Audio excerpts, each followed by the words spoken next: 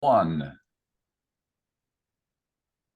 Hey, Dave Melenda here, Positive Polarity Podcast. Hope things are going awesome for you.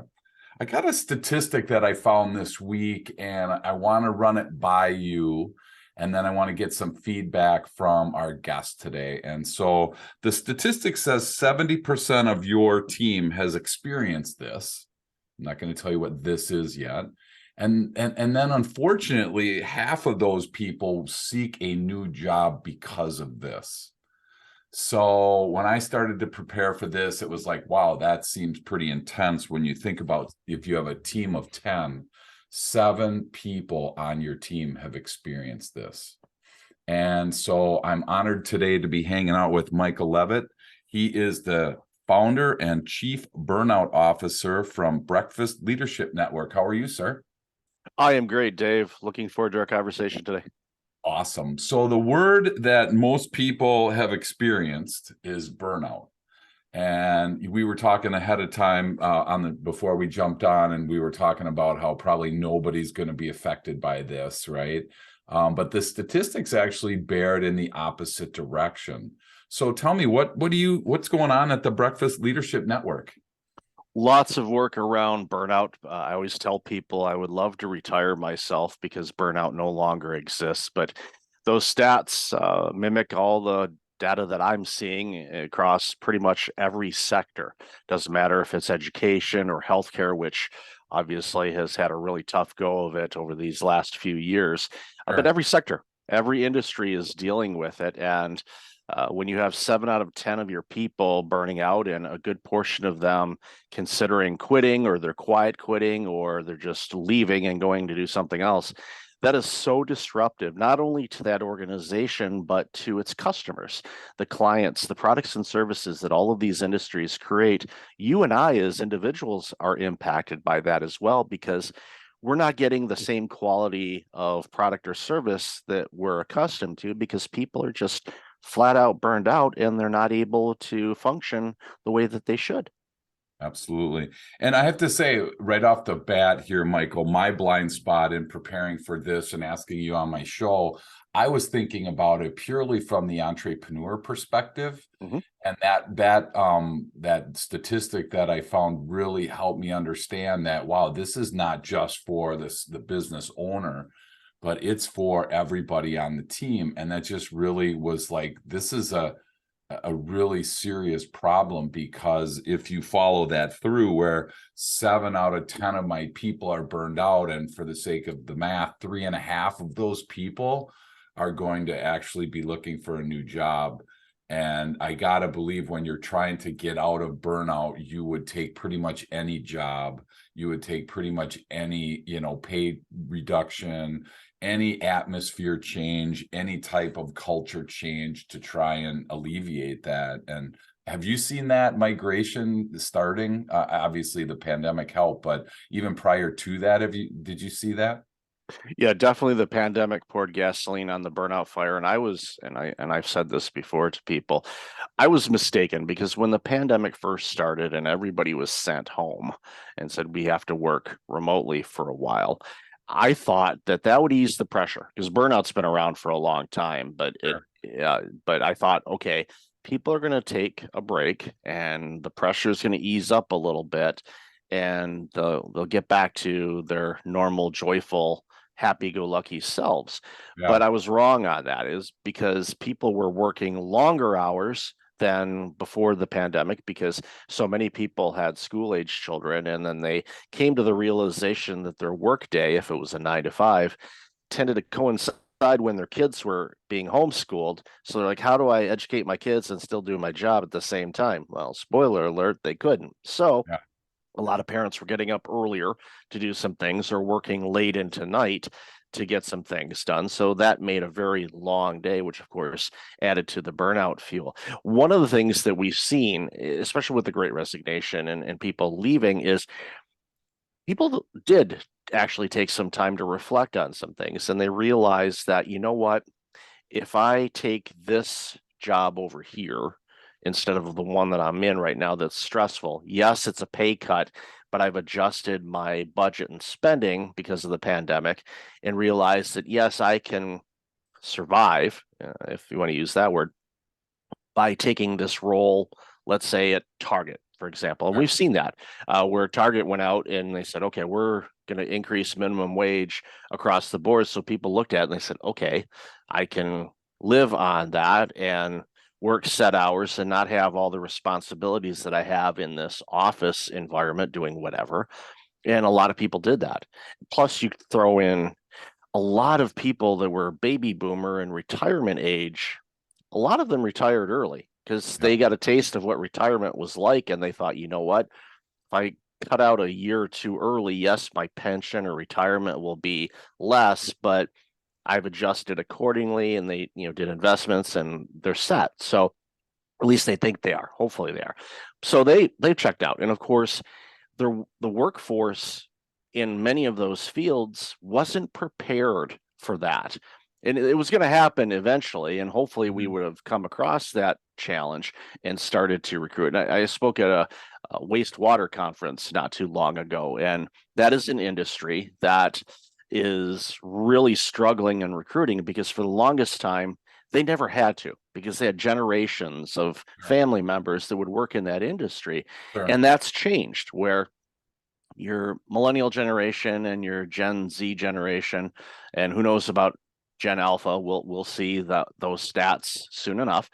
But those individuals aren't necessarily interested in those fields or they're unaware of it because even the wastewater industry indicated that they've done a poor job in marketing themselves because they didn't have to recruit, they didn't have to advertise, Sure. they had a built-in system. Well, now that field is starting to suffer because people retired and they're like, wait a minute, we don't have enough people.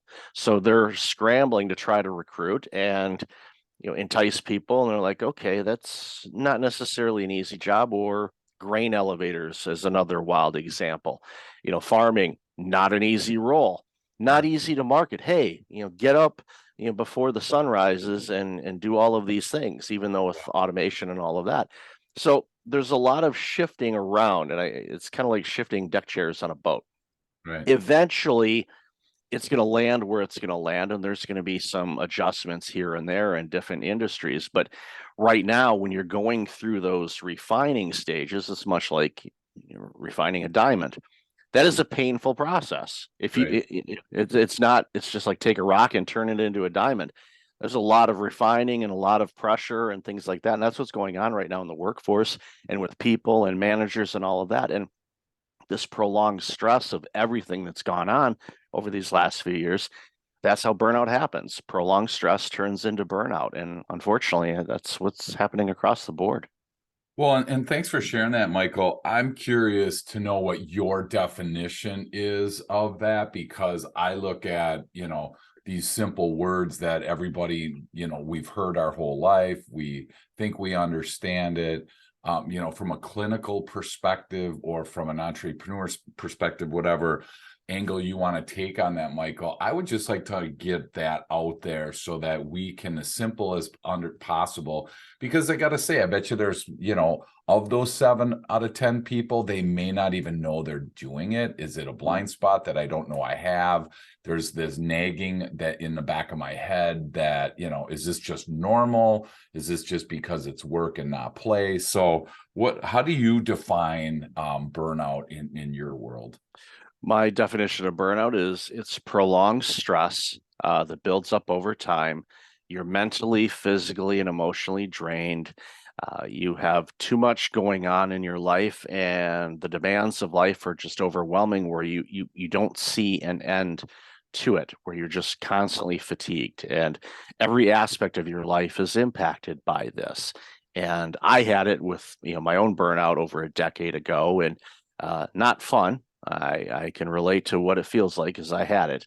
And for the people that are going through it right now, those are the things. It's like, how are you sleeping? How are you feeling? What's your eating habits like? Are you doing things in life you enjoy doing? Even if you're working a ton of hours, are you still doing things that you like doing? Because when people are burned out, those are typically the things that get cut out first, is those things that they like doing. It's like, I just don't have time for it. And that's actually the wrong way to approach it.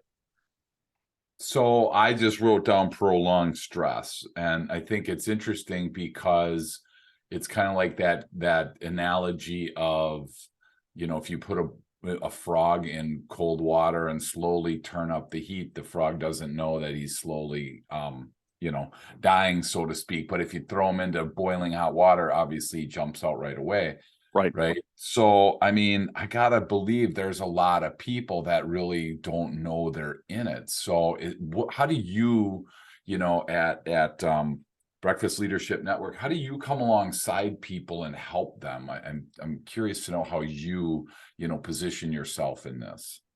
Well, understanding that, and many people, including myself, when I had my burnout, was unaware of it. Other people around me knew, but I was unaware that I was going through it. And your analogy of the boiling water is spot on, because type A personalities, entrepreneurs, all of these individuals that are in burnout or approaching burnout are typically doing things that they want to do in life and work. They enjoy it. They want to be their own business owner. They want to grow their business. They want to do all of these things, and they're putting in the time and the effort. And at beginning, it's going good. You want to accomplish this. You want this to be successful. Anybody that wants to launch something, I hope that they want it to be successful in their definition of success, whatever that is. Right. But ultimately, it boils down to when I encounter people, and believe me, I used to work in healthcare, nothing would make me happier than people to approach me before they're burned out and say, how do I prevent it?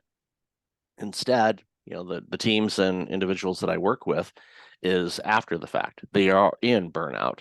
So, and I ask them some questions. What's going on? How's your sleep? What are you doing in life? How's work? Are you making mistakes at work? What's going on? And just get them to kind of paint a picture for me where they are at that moment. And then we start implementing some slow strategic habits that they can start to start easing up the pressure from burnout, because you can get out of your burned out state a lot quicker than you think. The deeper work is figuring out, why in the world did I burn out in the first place? And that digs deeper. That's Sure. because of your habits, your beliefs, your thought patterns. I need to do this because I'm the CEO, or I need to do this because I want this. And we have this black and white type of approach to some things. And sometimes we neglect our own well being in order to get it done.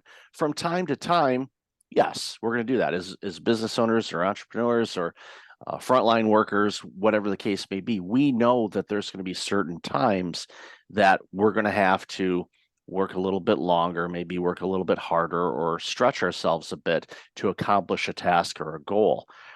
But when that is your constant, and you're constantly doing that without any type of repair time or rest time or reflection time, that's when you can start getting into some trouble. And too often people blow right past those warning signs, and they get deep into a situation where they're just so fatigued and so foggy headed that they just can't function the way that they want to. Wow, that's really awesome information. And you uncovered something else that I never even thought of until you brought it up. There's two parts to this. There's the recovery from the burnout that you're in, but then there's also that prevention piece. Yeah. And so, that's a great spot to be as an entrepreneur business owner if you're listening or part of a team. If you don't have it now, it's entirely possible that you'll have it tomorrow, right? So, prevention, I think, is a real important, critical piece to that. Are there any simple things that the listeners can, do to kind of, prevent this from happening? Are there some benchmark things that we should be looking for, danger signs, anything like that you feel comfortable sharing with the group? Of course, the first thing, and I wish there was a magic pill type of thing, like Wait in a minute, you healthcare. said there was. Hold on a second now. You told me that Well, we're gonna have some magic pills for there sale. is, there Okay. is, but if there was one, and I said, okay, you only focus on this, Sure, then it would make a huge difference, and sure. that is focusing on your sleep. Okay. Too often when people are stressed and burned out, they're not sleeping well because they're thinking about whatever challenges they're facing in life. They're frustrated. Maybe the relationships are struggling, all the things that tend to coincide with people that are burned out. But getting good sleep and creating an environment, a sleep environment where you will actually sleep well, makes such a huge difference in everything. So that means instead of going and buying that brand new 2000-inch television for Super Bowl, maybe invest in the best, most comfortable mattress you can afford. Because when you get good sleep, you are repairing the damage that you've done to yourself today. You could live the healthiest of lifestyles, have 0% body fat, eat nothing but kale salad, do 10Ks a day, whatever. That's Yeah. great. You're still doing damage to yourself. Why? Because the information that we consume, there's no shortage of negative information being thrown at us on a daily basis, even if you shield yourself and you have boundaries around how much you consume. There's still things that get to you, interactions with people, meetings, problems with the app that you launched, or a client that's not returning your calls, whatever the case may be.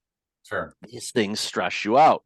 And when we get sleep, our body repairs that damage. But if we're not getting good sleep, that means our body isn't repairing that damage. So today's damage gets piled onto tomorrow's damage, and then the next day, and the next day, and the next day. And then that's when you start having some mental and physical challenges potentially, whether it's weight gain or weight loss, stress, the foggy headedness, all of that. So if you can focus on getting good sleep by investing in the best mattress you can afford, the best pillows you can afford, the bedding, set it up, because a lot of people, when they go travel, let's say they stay at a nice resort and Sure. they crash in the bed and they go, "Oh, this bed is amazing."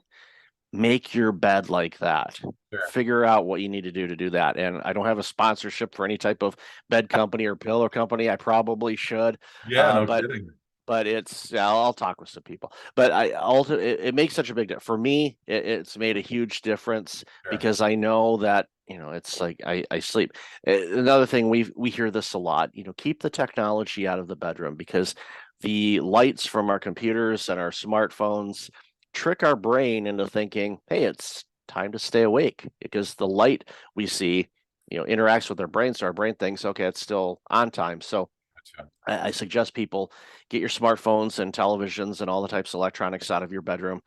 Go buy an alarm clock. They still sell those things. If you go to a thrift store, buy one of those old school ones, like the one they had in Groundhog Day or something. I'm sure Sure. you'll find one there, and Sure. they work. You may not you might be used to the soothing wake up sounds of your smartphone alarm, but getting jaded out of bed, out of those nasty alarms that those things had, might be a little disruptive. But if you're getting good sleep, in all likelihood, you probably will wake up before the alarm goes off Sure. and you'll feel rested. So that's one thing. The second thing, and a lot of people are gonna think I'm gonna say don't eat fast food or things like that, but figure out what foods are right for you. And I had a food intolerance test done a couple years ago, and they tested me on over 250 types of foods. And Wow. I have some significant intolerances to certain types of foods. I have an outright food allergy to potatoes. I'm Irish descent, so that is a cruel No. joke. That is a cruel practical. I'm like, what? How? And Ouch. I know I'm Irish descent. I did. I know it wasn't. My parents just saying, "Yes, you're Irish." I know I'm Irish descent. So I'm like, what in the world? Now I don't need an EpiPen or anything like that. It just gives me nasal inflammation and whatnot. So that's, it's minor, but it's enough to be irritating. And there Sure. are other foods that, I discovered, okay, I have some intolerance to. So what I did is I started phasing those foods out of my diet, and that improved my digestive system, which tends to work while you're sleeping. So that means my digestive system is working more naturally while I sleep, which means I get better, deeper sleep, which means I Gotcha. wake up in the morning and like, let's go. I'm energetic. I'm rested. I'm clear headed. I'm able to navigate through the stressful things that we face. Because when we're wiped out, we're fatigued and all that, and a stressful thing comes up, we get really irritated. And it could be minute, not a big deal, but you see this all the time with people that are Sure. stressed out. They're just so irritated, and just a little thing like somebody cutting them off in traffic or someone looking at them weirdly at the grocery store, we see it all the time, and that's not a way to live. But Sure. unfortunately, too many people are. So if I'm a entrepreneur listening and I have a team of people that I work with, I'm curious, how in the world do you kind of bridge that gap and start talking to your team about their sleep? Because that seems kind of like crossing the line. Right. You have some people say, "Hey, I'll sleep when I'm dead." You have, that, and then you have people that, need 8 or 9 or 10 or whatever the number is. And I'm sure a bunch of people are wondering what the number is, the magic, number. But how do you, like, as a business owner, how do you broach that subject with your team in a HR approved manner, so to speak? I think, and obviously, vet it with HR, but as a leader, you set the tone for the organization. If your team is burning out, there's a good chance you are burned out as well. People tend to mimic their leaders. So you have to walk the walk and implement some things, try some things out. Once you figure out, okay, I'm getting good sleep, I've done this, then you share it with your team members. And if you know your team, especially if you're a smaller organization, there's a good chance you pretty much know everybody, or at least the maybe not them deep personally, but you know what they are like in the work environment, even in a remote type of situation. And if you start noticing your team declining or having some difficulties with things, then you have to talk it out and create what I like to call a safe space. And there's a lot of organizations that they say they have those, but the employees disagree. They're like, I can't go to my manager and say, I'm really overwhelmed by all of this, because they're afraid of losing their jobs, especially with inflation, the economy, all the unknowns that we face in life. People are afraid to approach that. But it's one of those things where you have to find that I want to say inner strength, but you have to find the courage to take care of yourself first, as an employee, as a manager, as a leader, whomever. And if the environment you're working in right now isn't conducive for you, you talk it out and figure out a way to do it. And there's ways to approach it where you're not coming off as somebody that's just complaining. Approach that I recommend people use all the time, depending on how good their relationship is with their manager, is literally map out everything that has been assigned to you. And then sometimes you can use post-it notes, piece of paper, whatever makes sense, where at least at one viewpoint, you can see everything that's assigned to you. And you say, okay, these are all the things that are assigned to me right now. And to be honest, it's a bit overwhelming. I know everything is a big priority here, but I'm concerned I'm not going to be able to give the proper attention to everything with all of this. So can you help me as the manager? Can you help me reprioritize what I should be focusing on right now, what we can look at next week or next month or whatnot? And many times, not all the time, but many times what happens is the manager sees it and they have remorse, regret.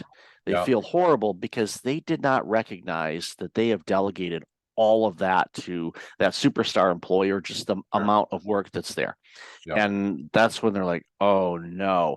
And I was guilty of it as well in my leadership roles. When before, when I was burning out and all of that, I didn't delegate anything. And then after recovering from that, the pendulum swung way far to the other side. And basically anything landed on my desk, I'd look at it and say, who besides me could do this? And I would delegate as much as I can out. But as a leader or manager or a business owner or entrepreneur, you need to keep track of what is going on, what you're delegating. Come up with a system that works for you and for Yeah. others, and be able to have a working flow. Because that's one of the key things I think with people that are stressed and burned out is everything's a jagged edge when it comes to their work. There's no real flow or rhythm, or even in many cases, a system of how things flow through.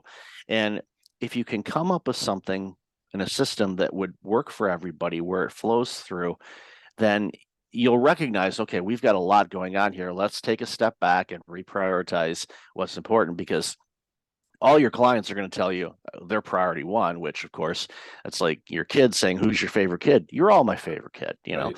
It's the same thing with clients. It's like, yeah, my favorite client is the one that pays me. That's one of them. But no, there's other factors as well, of course. Sure. But ultimately it gets to the point where if everyone knows what the workload is, then they can reprioritize. And again, they may figure out, okay, wait a minute, I've assigned all of this to you. Jim is actually really good at doing that. And I believe they have capacity to take that. So all of a sudden, you just took one project off their plate. Immediately, there's a sense of relief. And like, Right. okay. Yep. And that you do that and go, okay, well, let's table that. We're going to look at that later. Let's focus on this right now. That provides clarity. It eliminates the confusion. You know that, okay, this is what we need to work on right now.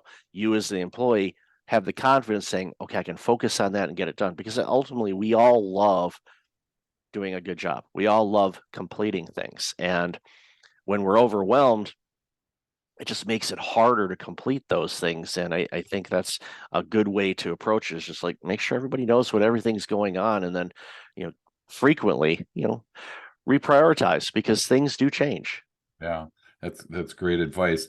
Do you subscribe to the Eisenhower matrix as a tool to help with prioritization, where you're trying to look at what's important versus what's urgent? Is that something that you feel is a useful tool for somebody listening?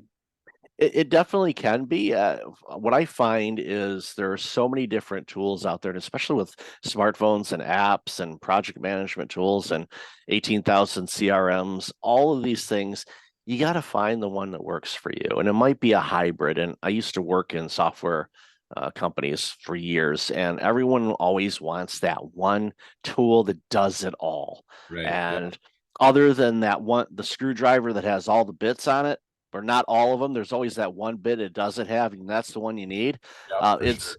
That's why you have 18,000 little drill bits everywhere, and you can't find the one you need. That's just Murphy's law Yep. for that. But I find the tools and the systems that work for you. The Eisenhower method is a great one. There's the time management stuff where it's like work 50 minutes, 10-minute break. But everybody is wired differently. And one of the things that were identified during the pandemic was, especially for those people that were working into the evening when they used to be 9 to 5ers, and Yep. they had to work in the evening.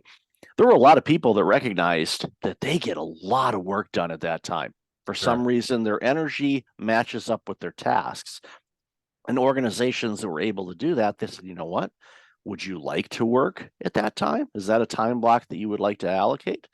And several people did, and it's made a big difference. And we're seeing in the stats, and they've been looking at this for obviously a couple of years, almost 3 years now, where productivity across the board pretty much stayed the same, and in some instances was better than before everyone was in their offices and their cubicles and all of that. And a lot of it had to do with the forced, we need to implement some systems, because it was too free flowing before and there wasn't any strategic thought on how work was done. So that was, I think, a big aspect of it. And two, just being able to manage your interruptions was a big thing too, because we get constantly interrupted in life, and our smartphones are definitely guilty of that. With all the little red circles that we have on all of our apps on our phone, we see that and our brain goes, take a look at it. Yep. And that's why I always tell people one technique to ease that up is turn off the notifications on your phone, except for the apps that you use for work or communicating with your partner or spouse or your kids. Leave the notifications on for that, but turn off TikTok and Facebook and Instagram and LinkedIn. Turn the notifications off on all that stuff. You're going to go into those apps anyway. I know it. Your screen time will tell you that you do, but you Yeah. don't need to see those little red circles of 42 or my wife. And this is where and I'll tell you the OCD/CDO thing in a moment. But Sure. my wife on her phone, in her email account, there's a little red circle on it, and it has like 14,000 something unread emails. Now, my OCD sees that, and it's like, what in the world? It doesn't bother her a bit. That's why we get Right. along so good. But For her, it's like it's all newsletters and emails and stuff that I just don't. Okay, whatever. Who cares? I skim the emails, and if I see anything I need to look at, great. Me, I've got stuff funneled and filtered, and I'm surprised I don't tie bows on them. Okay, put it there, put it there. Because I'm organized, and she not so much. But that's where my OCD comes in. But real quick, I have a poster um, that says I have CDO. I'm like, what's CDO? It's like CDO is OCD, but the letters are in alphabetical order as they should be. There you go. Yeah, I Well, I found tell that you what, online, so it's if there you you go. can find it out there, so you can download an image for it. But it's true. I mean, I don't, you know, everything's digital now, so I don't have my CD or DVD collection organized alphabetically. But back in the day, I did. So Oh, I was one of those people, and if I would have known my wife then, she would have gone through and rearranged all of them or swapped the CDs out in different cases because. don't touch. Yeah, she's that type of person. Again, that's why we get along. She's made me better. She's definitely improved my life. Well, your wife and my wife must hang out at that same email club because I look at that little envelope on her phone and, if I have more than 10 or 15, I'm like freaked out. For her, it's like, there's thousands and thousands of unread emails. And it's like, I don't know how I'm like, can't you just start over, get to ground zero? So yeah, there's different stresses in our life. And like you said, the prolonged stress turns that into burnout. And, Yep. and I want to circle back to something as we start to land today. One of the things that you brought up early was the customer. And I want to make sure that we flush that out because we, like you said, we're all consumers as well. Mhm. And so we've all been in a place where, we've been waited on or helped or assisted or whatever the word is that you want to use as a consumer when somebody was burned out, unexcited, disengaged, whatever, again, the words are in your world. I mean, I got to believe that customers are pretty keen on that when somebody on our team is not engaged or is in that burnout stage. That the most customers have to be able to see that, I'm guessing, correct? Yeah, you definitely notice the people that are on autopilot or just disgruntled or not having a good day, or maybe they might be having a series of bad days. I'll give a real quick example. I was visiting a family not too long ago, and we went into a name brand coffee joint. They're not a sponsor, so I'm not going to mention their name, but it was the actual opposite experience where the clerk that waited on us was as bubbly as a human being could be without being obnoxious and like, okay, this is forced and fake. No, this person was definitely into their role, and the atmosphere and the whole place changed. Even when people would come in and you could tell they were kind of grumpy, and because it was around the holidays, so everybody was a little on edge anyway, like they typically are, because they weren't able to get what they were looking for at whatever store they were in. So they were grumpy. It's like, well, that's why you Yeah, buy it. That's why you buy it in November, people. Shh. But right, or October. If you know what you're going to get, them go ahead and get it. Why wait? Because right. you may not be able to. But it changed the temperature even when there was a customer that was, and it's something that I observe just because of the work that I do. I'm just curious. I'm like, okay, how's this interaction going to be, and watch. And afterwards I could tell that the temperature level of that disgruntled customer that wasn't mad at the coffee place, but they Sure. were just upset about things. Yeah, the temperature dropped a couple degrees. And sometimes that's all it takes. It's like literally you feel pressure. You're carrying something that's really heavy, and you set it down, and then you have to carry something else that isn't as heavy. You still are, like, okay, this isn't as bad, and Sure. you feel a little bit better. And it's the same thing with stress and burnout. Is if you can ease the stress a little bit. Believe me, I wish we could eliminate stress. We can't. We're human beings. We bring all kinds of different dynamics into things. But if you can relieve the stress a little bit, or make sure that you're rested and well being, your physical and mental and emotional health is in a good spot, you're going to be able to navigate through those stressful things easier. That goes for being a customer, to being the owner of the store, to being an employee, and everyone in between.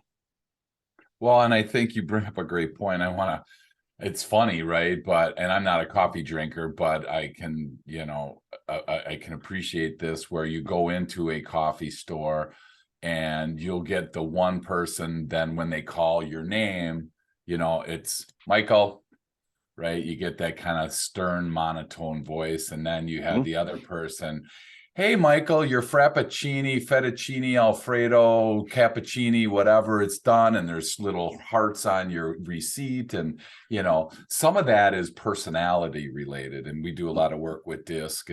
And so, totally get that piece. So how do you kind of differentiate for people? Because I have to say, as somebody that is more of a people person, I would see somebody that's monotone and quiet and immediately think burnout.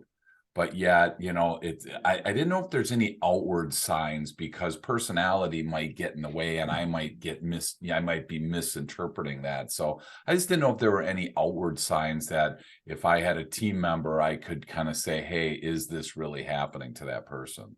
Yeah, I think especially if it's something over a period of time, if it's a singular interaction, you may not be able to pick up on it. But if it's over time, if you notice them not as responsive as they used to be, maybe they don't look as sprite as they used to be. Maybe they're making more mistakes, or they're forgetting more things, or maybe they're more irritable than they normally are.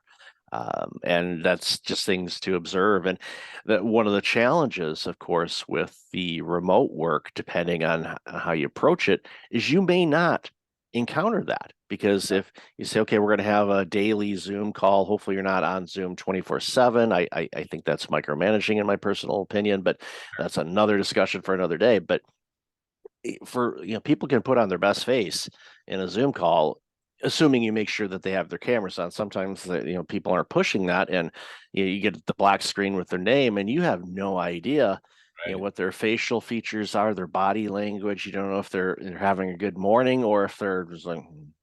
And again, if it's over a period of time and you know them well enough to say, okay, this isn't their normal self, that's where you open up an olive branch and say, is everything okay? Is there anything going on that I can help you with? Or you just want to share? You need a venting board? What's going on?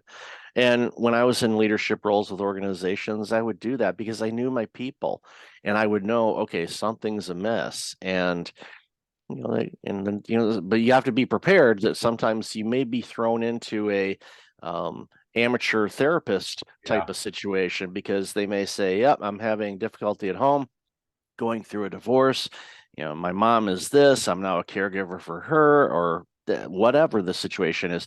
And you're like, okay. And again, you don't, sometimes people, especially if they're people pleasers, will try to help too much. They go above and beyond, which sometimes can be detrimental to your own well-being. Yeah. Know your strengths, know your boundaries and weaknesses, and and say, okay, well, we can do something about this, and Wow. let's talk, to HR. Let's use our benefits program to see what's available there. Do you need time away? And this is a real quick story of somebody that had an employee that was going downhill, and they asked what was going on, and they were in fact going through a divorce, and they were having a difficult time because they were starting to call in sick a lot because they had Mhm. appointments with their attorney and all the things that brings. So Sure. that employer said, okay, we're gonna offer a couple options. Let's see if either one of them work. One, we can switch you to 4 days a week, and we'll have you work 10-hour days. This was before some of the work that the UK is doing now with the 4 8-hour days and not cutting people's pay. But they said Sure. 4 10s, or you can go 4 days and we'll just adjust your pay down for a little bit. So you have one day dedicated every week so you can deal with your attorney stuff and anything else that's going on. You don't have to worry about taking time off work. It's Right. allocated to you. And they ended up taking the 432 because they were able to do that, Sure. and they were able to get everything done. They get the legalese stuff taken care of, and then they're, even while they're going through that, that employee returned to their normal jovial self and actually was more outgoing and really productive, because they felt that their employer trusted them and cared for them and created a situation for them where they could deal with a difficult situation. Wow. And that was a game changer, because otherwise that employee could have continued to decline to the point where they would have, possibly left, and they would have lost a great employee. And the only reason was because they were dealing with this external thing that really didn't have anything to do with work, but it was impacting their work. And we're Yeah. seeing cases like that all over the place with either caregivers or marital issues or kid issues or you name it. Yeah. We all have stuff. And I think Right. as employers, we need to be aware of that and create an environment and be as flexible as we can be while still taking care of our customers to keep the business going. But if we can do that, that will, I think, ease a lot of this quiet quitting and people quitting, and will probably have a direct impact on the number of people that are burning out as well. Well, and it's hard, Michael, to be in that situation where you do ask a question and you're afraid of the answer. I mean, how's your day going? How you doing? Good. I mean, most of the time, it's those three words, how you doing, and the response is good, right? And that's Mhm. just kind of that pat answer, because we're kind of afraid, to say how you doing. Oh my gosh, I'm struggling, because it's like, okay, well, hey, have a nice day anyway. I mean, it's like, what do you do with that? Yeah. Exactly, especially when you're not prepared for it, or you're in an Right. elevator, or it's just one of your many, transactions, so to speak, or interactions throughout the day. As Mhm. a leader, for when I had a team, I had 22 people on my team, on my company that I had before I sold it. I started to do the open-ended question, as far as, are you having a good day, is usually going to be a yes Mhm. type of response. But it's like, hey, what's one thing that you are struggling with, or what's one thing that I can help you with? I tried to, excuse me, I tried to take it to that next level.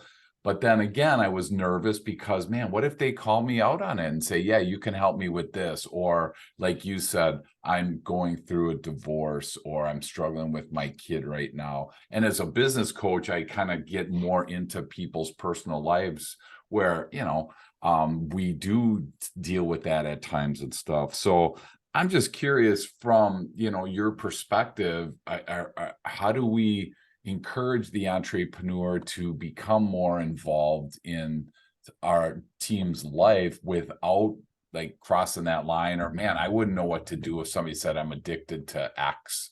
I mean, I Yeah. wouldn't have a clue what to do. So then I'm better off, in my mind, Michael, I think I'm better off not asking. I know that's not right. Mhm. That's just how my mind kind of works. So what advice would you have to the people that really want to get involved but just don't know how to do it? I think coming to grips with a healthy employee is a productive employee that creates great things for your clients and for your business, and creates opportunities for growth, not only for that person, but for your organization. Like we've heard all the, analogies of, what if we train them really well and they leave? And the answer is, well, what if we don't train them and they stay? Exactly. You want your people to be healthy, and because it makes your organization healthy. And asking those scary questions, eh, as a leader, and this is sometimes it's a self-confidence issue with people, but you have to come or become comfortable with not knowing. Even in Yeah. this world with Google and everything else, there are things that we don't know. So if you ask that employee, is there anything I can help you with, and they confidentially tell you that, yes, I have this addiction to this. Okay, well then I don't know how to address that right now, but let me do some research. We're going to keep this quiet, and we're going to find a solution to help you with this. Do you want, and the second question on that is, do you want help with this? Because they may say I'm addicted, but they say, no, I don't want to deal with it right now. Well, Right. then, then it's like, okay.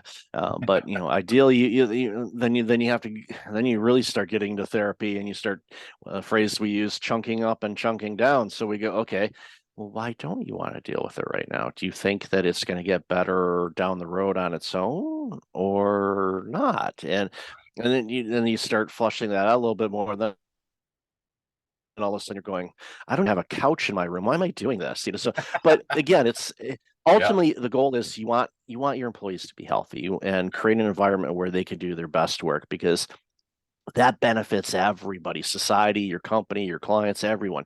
So it definitely is uncomfortable, but depending on the size of your organization, maybe you have somebody in your team. I had the last healthcare clinic that I worked at, I had an amazing executive assistant that was, people told her stuff, around me, and even as open as I am and all of that, there were still people that were a little reluctant. And that was because of past traumas of previous leaders in that Sure. organization, and some other leaders that were still in the entity.